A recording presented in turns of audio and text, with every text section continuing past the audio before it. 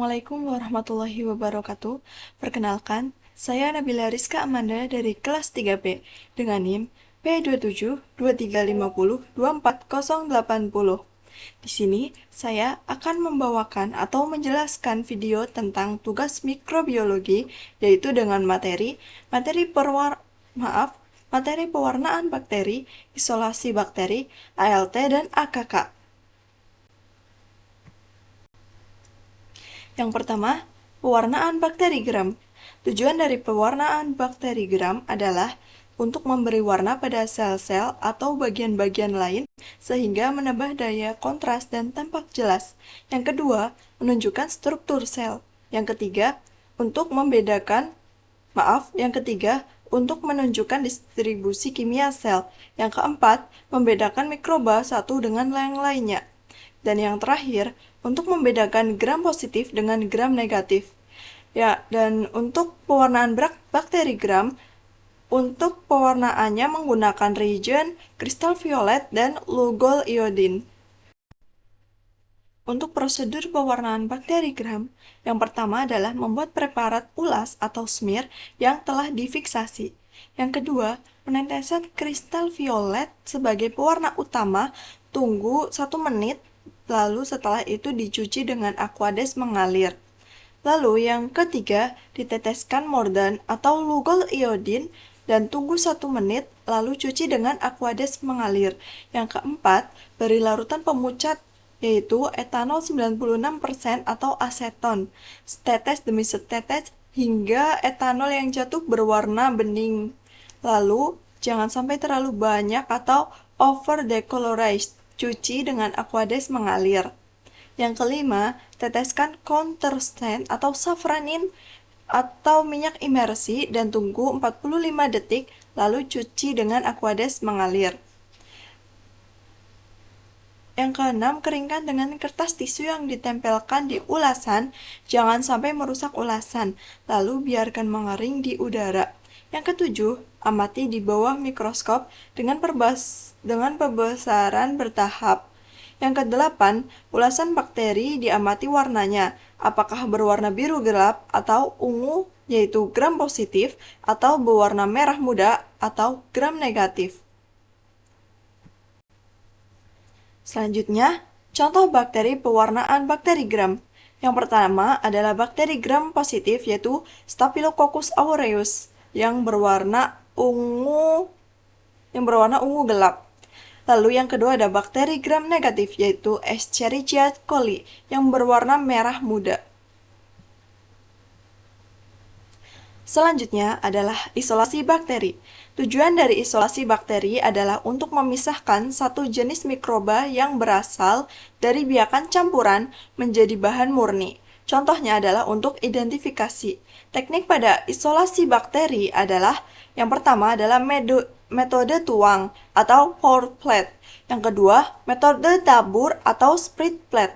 Yang ketiga, metode goresan atau stick plate. Yang keempat, agar miring atau metode miring atau slang culture. Yang terakhir adalah agar tegak atau metode tegak yaitu step culture. Metode yang pertama adalah metode tuang atau pour plate. Metode ini dilakukan dengan media yang masih cair. Dilakukan dengan cara meneteskan sampel ke dalam cawan Petri sebanyak 1 mili. Lalu media dituangkan di atas sampel, lalu habis itu cawan Petrinya ditutup dan diputar membentuk angka 8 selama 5 kali. Yang kedua adalah metode tabur atau split plate. Metode split plate menggunakan media yang telah menjadi agar atau telah memadat.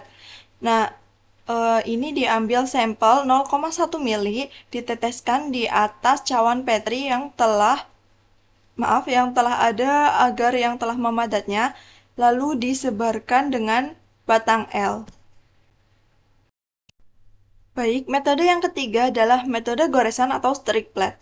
Stick plate dibagi menjadi bermacam-macam, tapi yang sering digunakan pada praktikum yaitu adalah metode kuadran.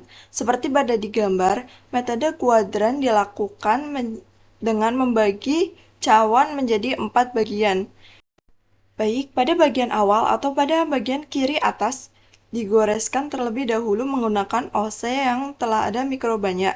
OC ini mengandung lebih banyak mikroba sehingga digoreskannya lebih sedikit, lalu disilangkan ke bagian kedua lebih banyak dari bagian satu, disilangkan ke bagian ketiga lebih banyak dari bagian dua, lalu disilangkan ke bagian 4 menjadi goresan yang lebih banyak dari bagian 3.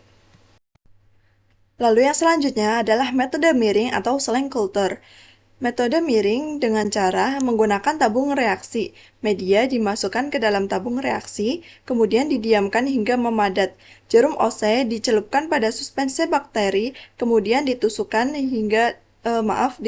ke dalam agar. Selanjutnya adalah metode tegak atau step culture. Cara kerjanya adalah menggunakan tabung reaksi juga, lalu media dimasukkan ke dalam tabung reaksi dengan keadaan miring, kemudian didiamkan hingga memadat. Jarum OC jadi digoreskan di permukaan agar yang miring dengan hati-hati dan diletakkan di dalam inkubator. Selanjutnya adalah angka lempeng total atau ALT. Tujuan dari ALT adalah untuk menghitung pertumbuhan koloni bakteri aerob mesofil pada sampel makanan. Baik, selanjutnya adalah prosedur untuk ALT. Prosedur ALT adalah dengan menyiapkan 5 tabung reaksi yang diberi label pengenceran 10-1, 10-2, sampai 10-5. Lalu setelah itu dimasukkan NaCl sebanyak 9 mili. Lalu ambil 1 mili sampel lalu dimasukkan ke dalam tabung reaksi 1. Habis itu tabung reaksi 1 dihomogенkan dengan vortex. Selanjutnya diambil 1 mili dari tabung reaksi 1 dipindahkan ke tabung reaksi 2. Diteruskan sampai ke tabung reaksi 5 dan di vortex hingga homogen. Selanjutnya adalah sampel-sampel yang telah diencerkan tadi dipipet masing-masing 1 mili dari tabung lalu dimasukkan ke masing-masing cawan PT yang telah disiapkan dan berisi media PCA. Setelah itu, putar Petri dish membentuk angka 8 sebanyak 5 kali. Selanjutnya adalah perhitungan ALT. Perhitungan ALT terdiri dari 2 angka. Contohnya, nilai ALT dengan 6,38 kali 10 pangkat 3 CFU per mili, maka nilai ALT-nya menjadi 6,4 kali 10 pangkat 3 CFU per mili. Untuk rentang dari ALT adalah 30 sampai 300. Contohnya, 10 pangkat min 1 sama dengan 47, 10 pangkat min 2 sama dengan 18, 10 pangkat min 3 sama dengan 7, maka ALT yang diambil adalah 4,7 kali 10 pangkat min 2 karena yang melebihi rentang dari 30. Contoh kedua yaitu 10 pangkat min 1 sama dengan 62, 10 pangkat min 2 sama dengan 30, dan 10 pangkat min 3 sama dengan 16.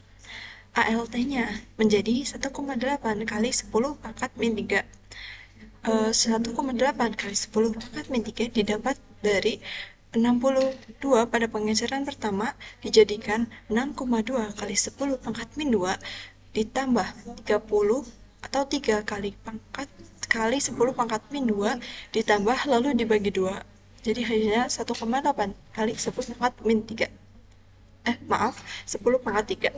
Bila jumlah koloni semua kurang dari 30, dipilih pengenciran terendah. Contohnya, 10 pangkat min 1 sama dengan 19, 10 pangkat min 2 sama dengan 10, 10 pangkat min 3 sama dengan 5 adalah di bawah 30 semuanya. Jadi yang diambil itu pengenceran paling kecil, yaitu pengenceran 10 pangkat min 1, yaitu 1,9 kali 10 pangkat min 2, 10 pangkat 2 CFU per mili. Di luar jumlah koloni 30 sampai 300. Bila jumlah koloni semua melebihi 300, dipilih pengenceran tertinggi.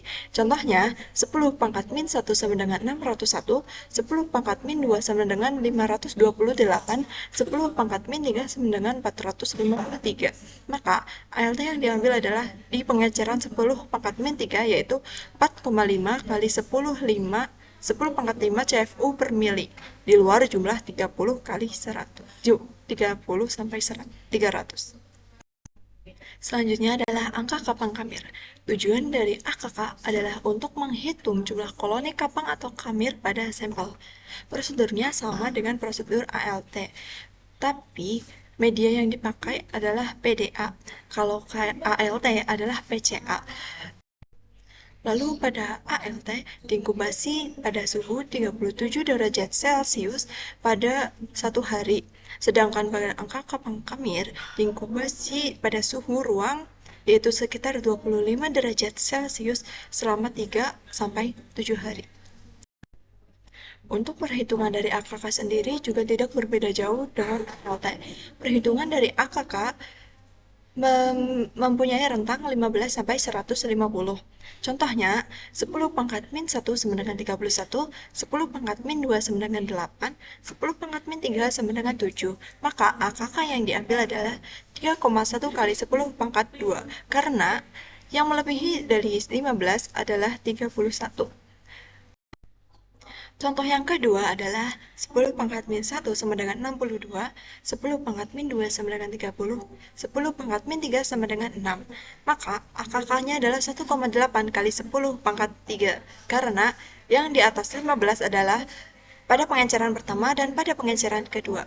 Bila jumlah koloni semua kurang dari 15, dipilih pengenceran terendah, yaitu pada pengenceran ke-1, karena yang paling rendah adalah pengenceran 1, yaitu pada 11 menjadi 1,1 kali 10 pangkat 2 CFU per mili.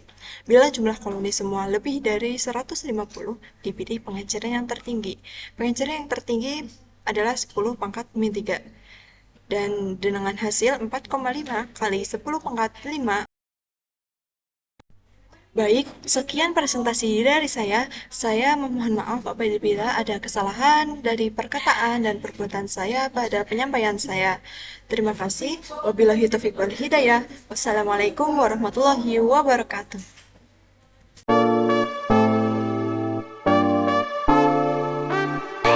Thank you, everyone! Thank you, Elmar! Go!